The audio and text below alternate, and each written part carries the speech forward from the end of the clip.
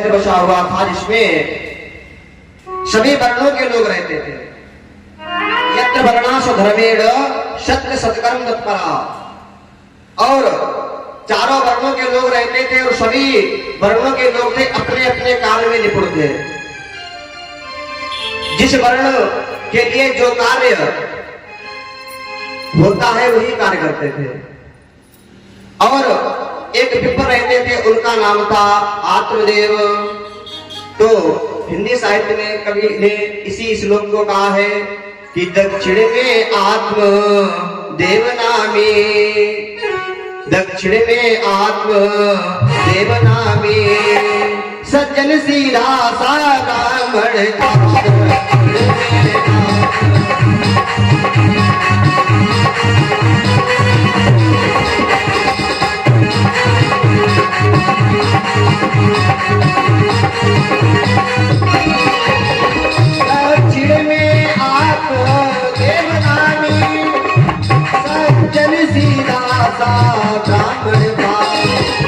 पंडिता और चतुरी था, पंडिता और चतुरी था, साधु था ब्रह्म परायण था।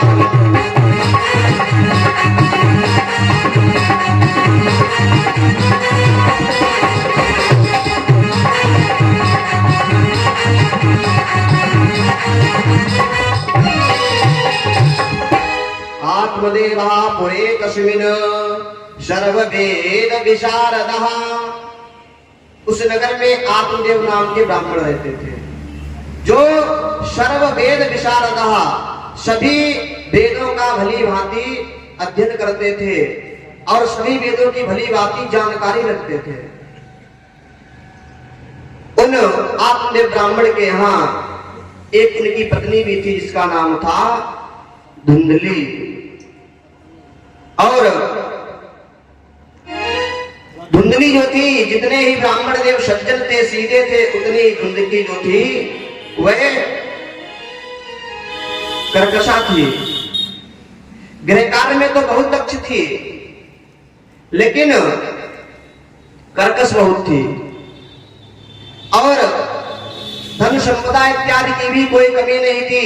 ब्राह्मण देव के यहाँ एक ही कमी थी, केवल वह कमी थी कोई संतान नहीं थी। इस दुख से आत्मदेव ब्राह्मण बहुत ही दुखी रहते थे। वह अपने घर में अगर कोई वृक्ष लेकर के आते, उसका रोपण करते, तो वह वृक्ष नहीं चलता था, सूख जाता था। अगर कोई फल लेकर के आते और फल को घर में रखते, तो वह दूसरे दिन ही सड़ जाता था, एक दिन भी फल सुरक्षित नहीं रहता था। आज इस दुख से ब्राह्मण देव बहुत ही दुखी है कि मेरे घर में कोई संतान नहीं है। एक दिन नगर में जा रहे थे प्रातः काल की वेला में, तो कुछ लोगों ने देखा और देख करके तुरंत अंदर चले गए। अपने दरवाजे जो थे बंद कर लिए, कहा अरे सुबह सुबह हमने निर्वंशिया का मुंह देख लिया। तो आपने ब्राह्मण बहुत ही दुखी हुए और वापस अपने घर में जब आए तो विचार किया कि अरे इससे तो अच्छा है मर जाना, ऐसे जीवित रह के हमें क्या करना है, हमको लोग देखने के लिए तैयार नहीं है, इससे अच्छा तो हम मर जाएं। ऐसा विचार करके आत्मदेव ब्राह्मण घर को छोड़ करके वन की तरफ चल दिए। कहा वन में जाकर के मैं अपने प्राणों का अंत कर दूंगा, इससे अच्छा तो हम मर जाएंगे। आज आपने जैसे ही घर से बाहर गए,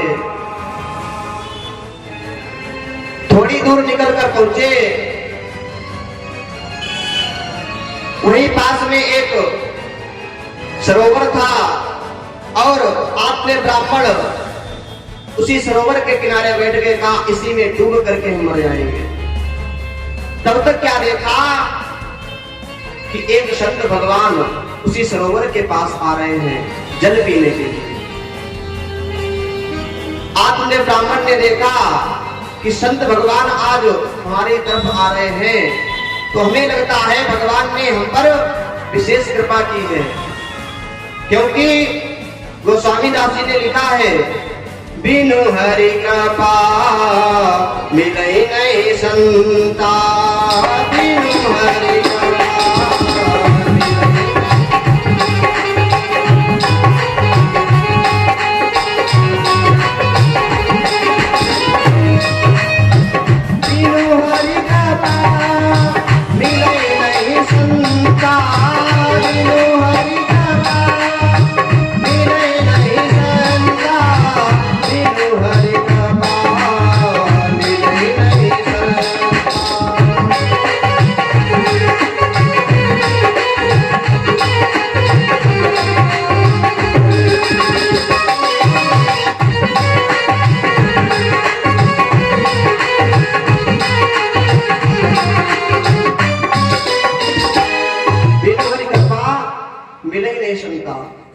और लेकिन दूसरी जगह गोस्वामी जी ने क्या लिखा है?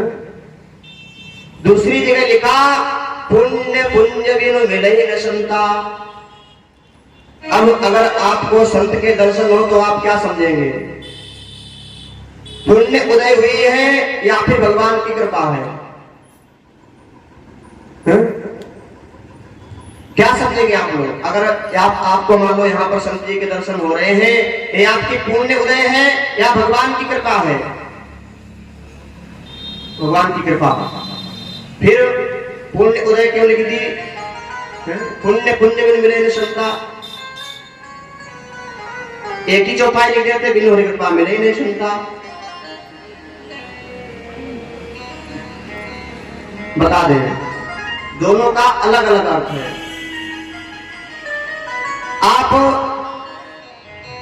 यहां से हटियाघाट गंगा स्नान करने जाएं और वहां पर आपको संत भगवान के दर्शन हो, सत्संग हो, तो यह आपको आपकी पुण्य लेकर के जा रही है।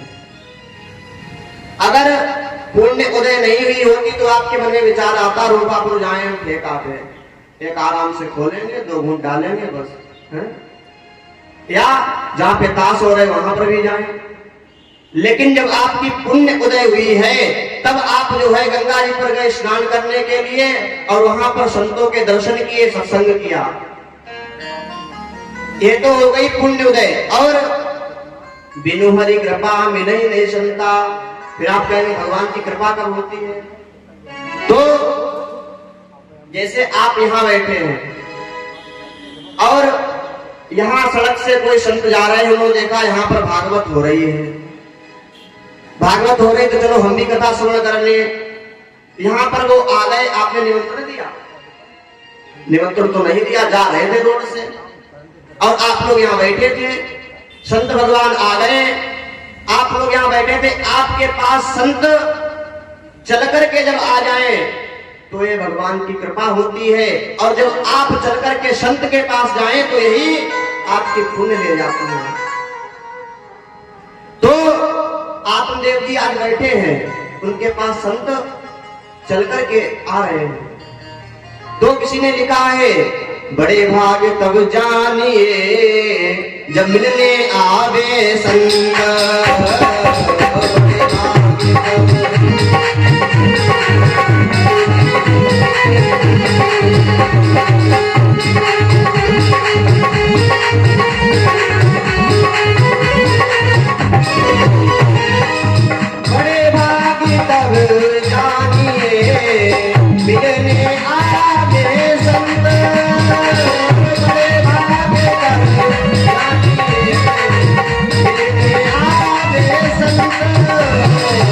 संतन को मिली वो करे, संतन को मिली वो करे।